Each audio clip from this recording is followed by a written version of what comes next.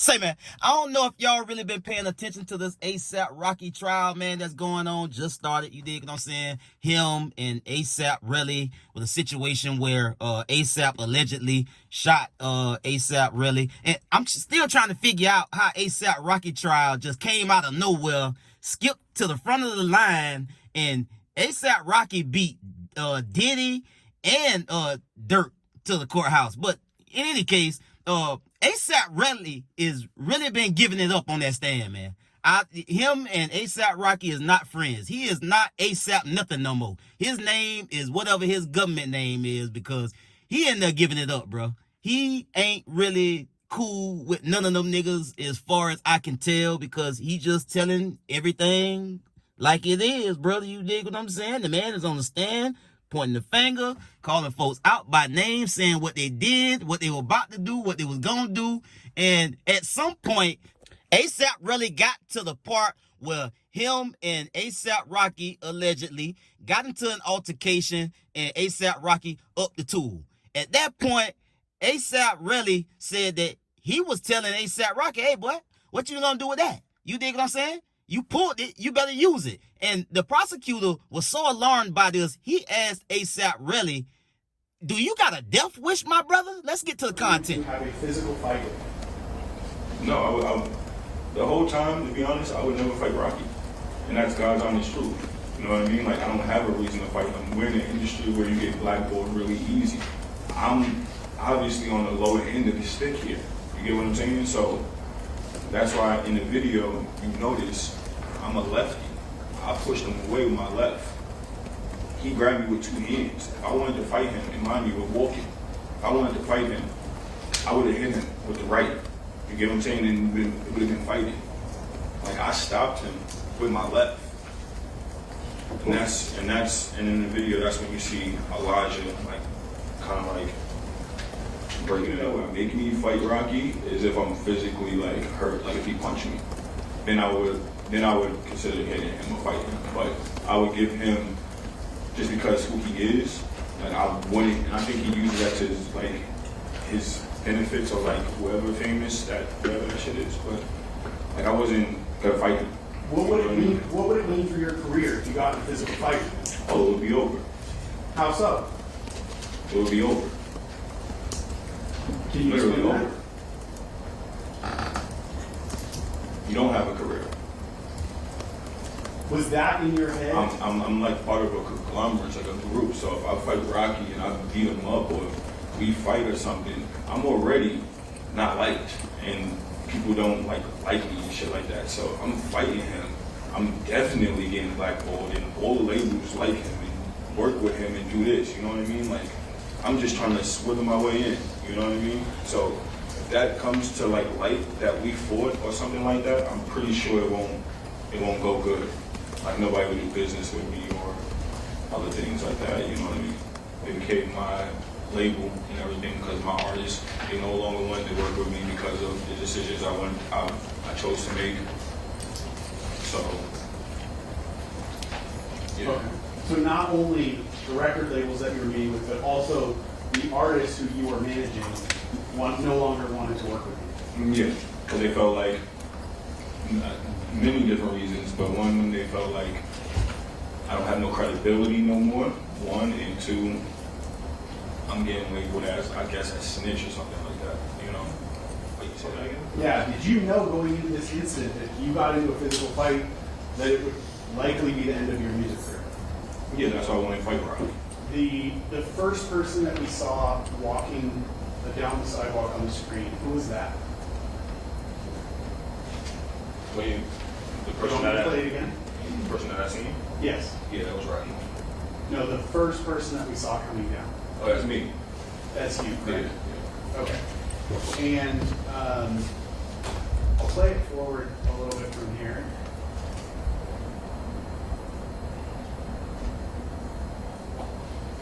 And pause it at 11 seconds on the video. Now, the second person that we see in the screen looks like they're, physically right. And Rocky, pretty much damn near fighting. Like, he's saying what he's trying to get, I don't know. I mean, did he sound angry to you? Yeah, for sure. Okay. Were you saying anything back to him? Yeah. Do you, I don't remember. You don't remember your words? Mm-hmm. Do you remember your tone? I was angry because he touched me. I was just like, the fuck off me, or probably like. But then, mind you, the gun came out seconds later, so then my tone got really angry after. Because, what the fuck you got a gun for? And that's what I said. Okay, so you kind of move forward. You remember being angry because he's tugging at your sweatshirt. Mm-hmm. Then he had a gun in his hand. Did you see where the gun came from? It came from his waistline. Okay, so It came from his waistline. Like, the fuck you brought a gun for, pussy. That's the words I was saying to him. when you said he pointed it at you, where on your body was it pointing? Like towards my stomach, like towards like my headish a little. Like everything was happening so fast. So fast. You know what I mean? And from what you're describing, was it moving? Yeah, it was moving. He had it up. Okay, so he didn't just hold it at your stomach. It was kind of No, he was looking for a spot to shoot. Okay. Like if Elijah wasn't there, I don't know what would have happened. And you said as he was pointing it at you, what did he say? I'll kill you right now. And was that in an angry tone? Yeah, he was livid. Was his voice elevated? Like, was he yelling this at you, or was this something he was saying quiet? Yeah, because we was yelling back and forth at this point. All right. And you said that after he pointed the gun at you, you became angry, correct? Yeah, I became furious. So what did you say back to him? I told him to use it. Why did you? Because mentally, like, I couldn't believe he just pulled the gun out on me. So I'm like, what the fuck? Like, you better use that shit. The fuck you got a gun for? Can you explain? I want, as best you can to the jury, explain to them what you mean by I can't believe you just pulled a gun on me. What is that? What do you mean by that? Like, I physically cannot believe there was a gun in my face. Like, that was the breaking point for me. Because like what I said, I told this kid numerous times, if you have a problem with me, let me know. You know what I mean? I feel like this got to the max. Like, this was like no return. So, if I was willing to die for my respect at this point, I don't care. You get what I'm saying? Like, if this is what you want to do, I still have my dignity. That's how I felt. You're saying I can't believe he did this to me, though. Did you ever think that he would actually shoot you? At that point, I don't know. Like I said, I was just so mad. I seen a gun. I didn't care. You told him something to the effect of to shoot you. I mean, did you have a death wish at that moment? Did you want him to actually shoot you? Oh, of course not. So why did you say that to him? Because I was just so mad. I seen this man just pull a gun out on me. You know what I mean? Like, I was furious. Like, what the fuck is a gun? What are you doing with a gun on the way a knife? So at this point, mentally, I'm already fucking furious, right? I see Jamel pulling a knife away. So I'm like, what the fuck you got a knife for? That's exactly what I say. I see Jamel pulling out. What the fuck you got a knife for? Because I'm thinking this is okay, if me and Rocky got a problem, it's a white flag situation. The other two should not be interacting. If anything, they're going to be de-escalating or breaking it up.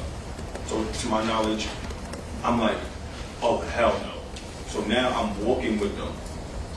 And I'm literally screaming out, at the top of my lungs, damn near, on how Rocky failed us and how Jamel went on tour with Rocky for about 8 or 9 years. And he's back in the projects. Not that it's his fault, but this is the type of things that occur. You know what I mean? You pull the blanket away and there's nothing there. Now, I've been in and out, I've been peeking through the blinds at this trial since it started over the last couple of days, man. And it's been up and down as far as I can tell. He walked through the whole situation about how he know ASAP Rocky, how long they've been friends, have he ever known for ASAP Rocky to ever carry a gun? Because there was a part in there where they wanted to allege that the quote unquote pistol that Rocky allegedly had was a prop pistol. You know, so they gonna use that angle to try to say, you know, Rocky was known for carrying prop pistols.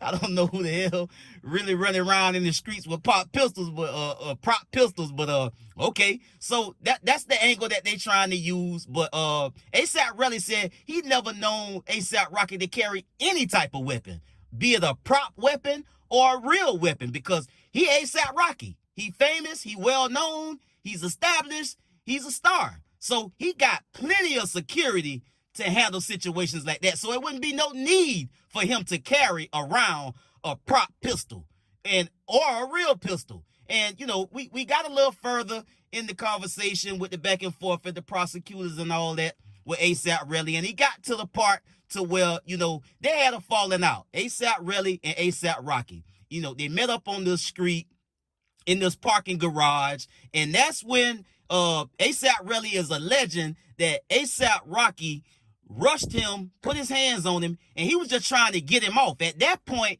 Rocky got him jacked up, and he upped the pistol on him.